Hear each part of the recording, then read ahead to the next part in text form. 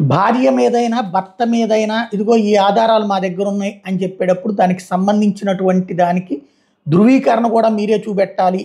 విడాకుల కేసులు, వేధింపుల కేసులు అని ఢిల్లీ హైకోర్టు చెప్పింది. ప్రస్తుత డీప్ ఫేక్ కాలంలో దంపతులు ఒకరి మీద మరొకరు ఫోటోలు, వీడియోల సాయంతో నిందలు మోపే ముందు వాటిని నిరూపించగలిగేలా న్యాయస్థానాల ఎదుట ఖచ్చితమైన ఆధారం సమర్పించాల్సిందేనే ఢిల్లీ హైకోర్టు స్పష్టం చేసింది. మైనర్ అయిన బిడ్డతో కలిసి దూరంగా ఉంటున్న భార్యకు ప్రతి నెల 75,000 భరణం చెల్లించాలని కుటుంబ న్యాయస్థానం ఇచ్చిన ఆదేశాలను సవాల్ చేస్తూ భర్త వేసిన petition justice Rajiv Shakdher, justice Amit బన్సన్ల ధర్మాసనం శనివారం తోసిపుచ్చింది.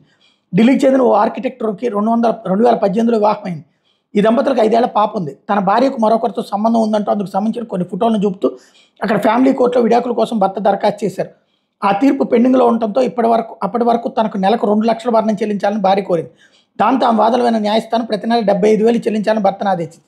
దీన్ని ఆయన ఢిల్లీ హైకోర్టులో సవాల్ చేశారు. విచారణ అనంతరం ఆరోపణలు నిరూపించగలిగే సాక్ష్యాలతో కుటుంబ న్యాయస్థానాన్ని ఆశ్రయించాలని ధర్మాసనం సూచించింది.